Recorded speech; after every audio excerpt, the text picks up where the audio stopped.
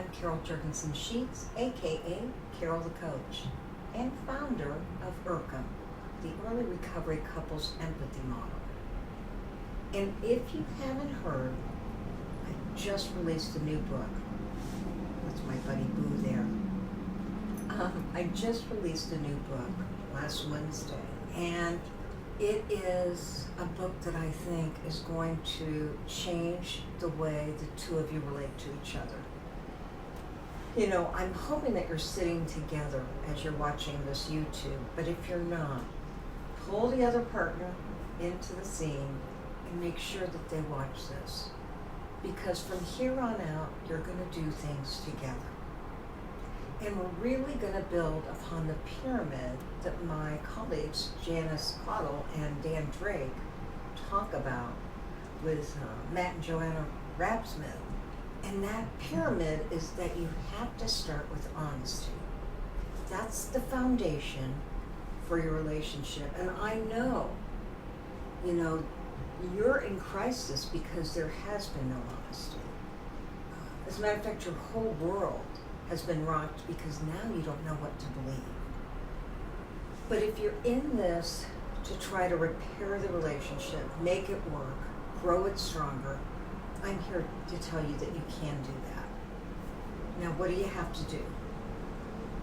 You have to find a way to develop honesty. And if you think of this pyramid, what I want you to know is that once you know the truth, and my colleagues wrote the book, well, they wrote the series on full disclosure, that is the epitome of truth-telling. When you know all the facts, when he shared all the facts, when he's gotten it out of his body, out of his mind, and out of his soul so that the two of you can start fresh again. I don't blame you if you're not quite sure that you want to start fresh. You're trying to figure it out. But I promise you, if you'll listen to this video and come back to this channel every single week, I'm going to give you exercises that can help you to heal. So the foundation is built on honesty, and you get that by doing a full therapeutic disclosure. And then after you know the truth, there will be more safety that occurs. And see, you have to feel safe as a partner. And as the addict, you have to make her feel safe. You have to rebuild that safety factor, and it's going to take a while. It's going to be hard work because she's not going to want to believe you. She's not going to want to trust you with every fiber of her soul. But the two of you are sitting here with me, and that's always a good thing. I feel very honored. So after you've got honesty and you've got safety, you now have the truth. And I always say you've got to do a disclosure and finish it with a polygraph. And unfortunately, I would have never thought I would have needed to say this to you, but you're probably going to need polygraphs 2 to 3 times a year for the first 3 to 5 years just to prove that you're trustworthy as a man or a woman who's a sex addict. And then for the partner, there's a party that doesn't know whether you should believe those, but it is more insurance that you can. Are they 100% accurate? No, not really. But they're more often accurate than not. Even if there's not a hard lie or deception, if that spikes, there's some issues within the polygraph that says, you need a specialist who can help tease that apart. Now, you've already heard me say in past videos, if you've seen anything I've done, that we've got 3 types of specialists. We have CSATs, which are Certified Sex Addictions Therapists, who may or may not have been trained in disclosure. We know they got trained. Why? Because I'm a CSAT. But sometimes they choose not to do it. Or sometimes they don't always know how to do it in a way that makes the partner feel safe.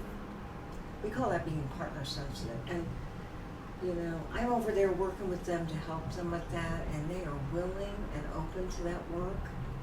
And so we're really working hard at ITAP, the International Institute for Trauma and Addiction Professionals to make that happen.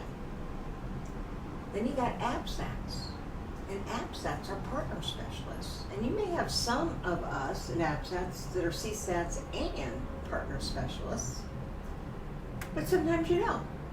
Okay, what do you do?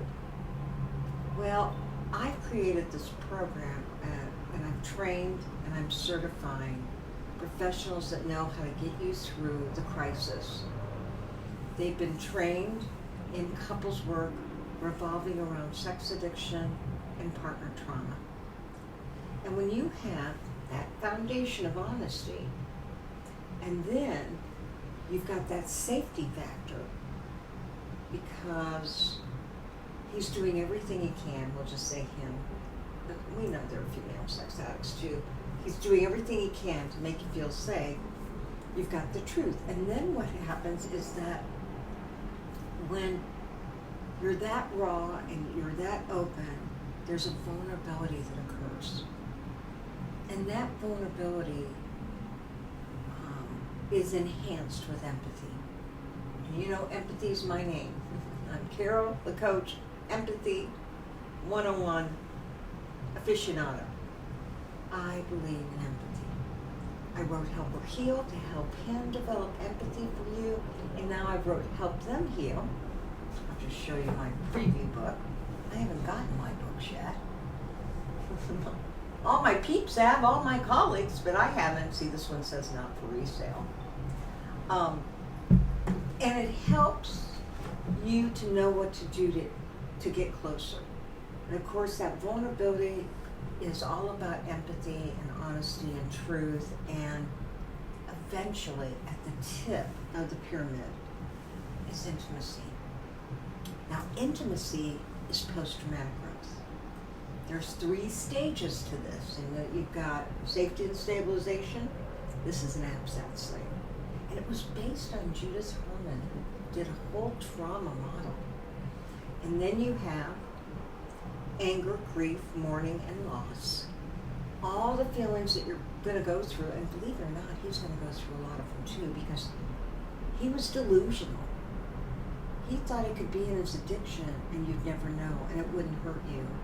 It became a delusion. Addiction is delusional.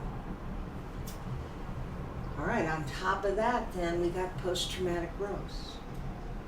And I want to walk you over to post-traumatic growth. This book walks both of you over to post-traumatic growth. And you know what? He won't go until you get over there, because he knows he caused this trauma, and he's ready to do whatever it takes. So let's look at one of the very first exercises I have you do in the book. After you declare what you want for your relationship, and if you've seen The Hardest Assignment Ever, you'll know that's a declaration of what you want for your relationship going forward. Then there's a willingness exercise. And this willingness exercise is where he writes out 20 things that he is willing to do to make you feel safe. Remember, honesty, safety, and truth. So what is he willing to do to help you feel safe? That is so important. He writes 20 things out, and then guess what I want you to do? I want you to write 20 things out too. And then if you're in your 40s, 50s, or 60s, or 70s, I'm going to say we're going to play the match game. Now, for anybody younger than that, the match game was a game where couples matched each other with answers. And so I want to see how many answers match together. And if they don't match, that's okay, because that means he's come up with 20, 25. She's come up with 20 or 25. And if she has extra things that weren't on the list, those are extra things you can do to help her feel safe. You know, in Help Her Heal, I talk about the fact that not only is he working on safety, but he's working on communication, one of the most important relational skills that he can master. And then he's working on his recovery, because you don't ever want to deal with an addict who's not in good recovery. So he's got to work on that individual recovery, and he's got to work on his relational recovery. But in the book, I take it to 6 levels. I say, boy, when you're thinking about what are you willing to do, I want to know what you're willing to do to make her feel emotionally safe. What are you willing to do to make her feel physically safe? What are you willing to do to make her feel intellectually safe? And by that, I mean that her brain is on overload, and she's having some brain difficulties because she's in shock, she's in trauma, she can't think, she can't speak. And so what are you willing to do there to make her brain heal faster? What are you willing to do in terms of socially to make her feel better? You know, she can't even walk into the mall without wondering who knows. That's how completely tormented she is and how tarnished the relationship is. So what are you willing to do to improve that sense of safety? And then, what are you willing to do spiritually to help her feel safe? And do you need to go to the pastor and explain to him what you've done with her at your side? Do you need to start attending a Bible study to have values that come into your life that will help fortify that honesty, safety, and truth? What is it that you need to do to make her feel better? And you know, you might not have thought about those areas, but she might have. She might say, I need you to tell your parents because I have been wacky and I am tired of taking the rap for what was done to me. And you may have on your list, I'm going to tell your parents. And in the book I say, well, she may not want you to tell her parents. You know, I had a wonderful, wonderful partner who said, this would kill my parents. I don't want you to do to them what you did to me. So together you start talking, you start communicating. But here's the extra part of vulnerability for you both, but especially for you, the partner.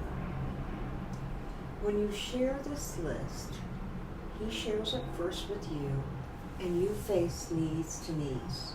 Why? Because that is a safe way to touch. So you're in chairs, you face each other, you're knees to knees, and you look at the left eye, the window to the soul. There is something about the way the brain processes things emotionally when you're looking at the left eye. So you look at that left eye, and you read off, I am willing to do 4 polygraphs a year. And you look up that one.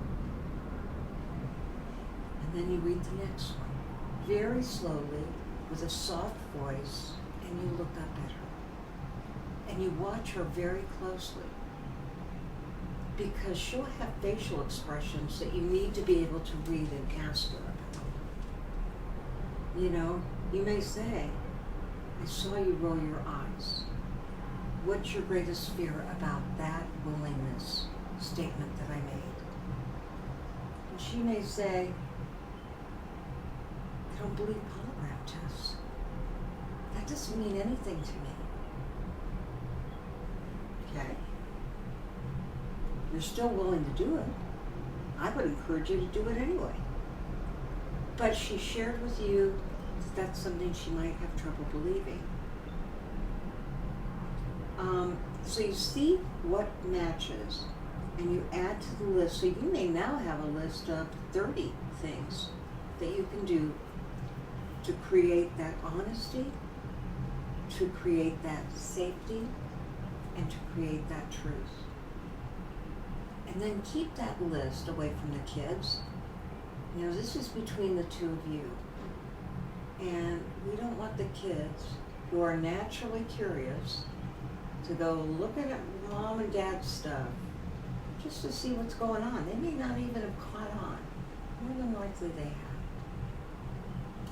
All right, and last but not least, there's that third professional, you know, that ERCEM specialist, the early recovery couples empathy model. And that specialist can help guide you in this process. You can do that in his or her office. They can be a coach, they can be a clinician, they have been trained. If there's nobody in your state, my coaches can help you because they can cross state lines. And my clinicians are amazing too. I mean, we've got some of the best. I've trained them. I continue to train them. And they're carrying on my legacy. So, go to my website, www.sexhelpwithcarolthecoach.com. Grab some free resources I have. Look at the directory. See if there's anybody in your town, in your city, in your state, in your province, in your country.